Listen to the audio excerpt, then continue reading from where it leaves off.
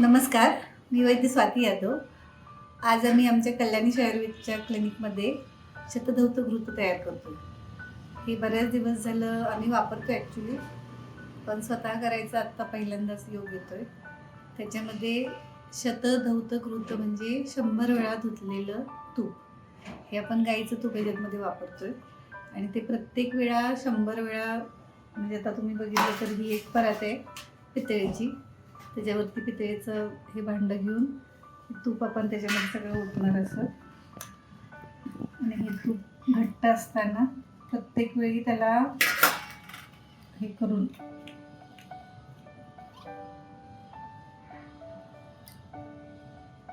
व्यवस्थित असं घुसळून त्याच्यामध्ये पाणी घालणार आणि ते 100 वेळा रोटेशन्स करून झाले की एकदा त्यातलं पाणी काढायचं. असं आपण ही प्रोसिजर टोटल 100 वेळा करणार. असं केल्यानंतर नॉर्मली तूप हे मधुर रसात्मक सांगितलं आहे, ते पित्तशामक आहे, ते स्निग्धतेमुळं त्याच्या पित्तशमनाचं कार्य करते.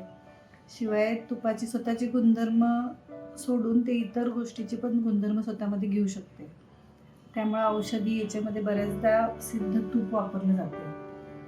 आणि मग हे आपण असं केल्यामुळं त्याचे अजून नॅनो पार्टिकल्स होतात आणि ते जे त्याचं स्रोतोगामित्व म्हणजे जेवढं डीपपर्यंत ते पेनिट्रेट होऊ शकते ती त्याची कपॅसिटी वाढते. शिवाय त्याच्याबद्दलला शीतगुण वाढतात पाण्याच्या संपर्कात आल्यामुळं. आणि त्यामुळं पित्तामुळं जे पण ठिकाणी दाह होतोय, म्हणजे बऱ्याच स्किन प्रॉब्लेम्समध्ये तिकडं जळजळ होती किंवा युरिन इन्फेक्शन झाल्यावर जळजळ होते.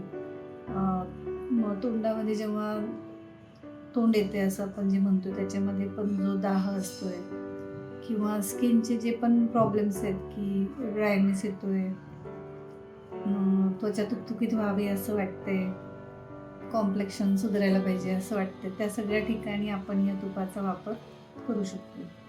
हे सध्या बरेच लोक मार्केटमध्ये करत आहेत आणि आम्ही पहिल्यांदाच हे बनवतोय आमच्या क्लिनिकमध्ये.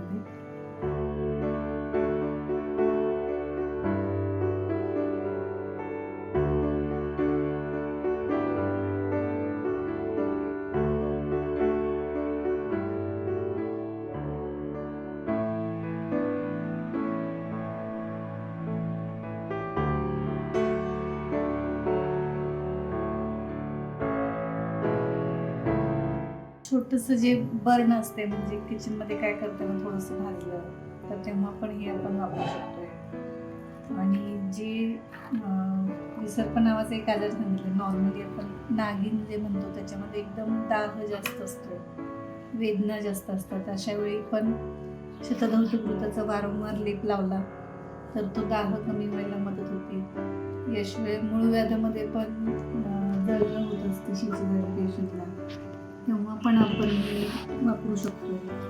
म्हणजे ज्या लोकांना फार तीव्र दाह होतोय त्यांना इंटरनली पण आपण ही मेडिसिन म्हणून देऊ शकतो.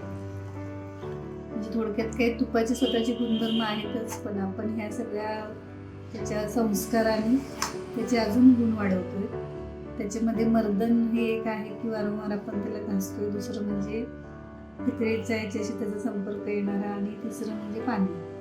या तिन्हीचे आणि त्याचे जे काय नॉर्मली ते दाहशामक आहे ते अजून कमी, त्याचे मायक्रो पार्टिकल्स होतात ते जास्त टीप जाते आणि अजून जास्त प्रभावी बनते. आणि हे आपण हाताने करतोय त्यामुळं आपलं जे त्याच्यासोबत आपल्याला जे मानसिक हे पण मिळत असते की एक प्रकारचं हे नाही का लोक म्हणतात सॅटिस्फाईंग असं आहे. ते करताना पण छान वाटते आणि बघताना पण छान वाटते.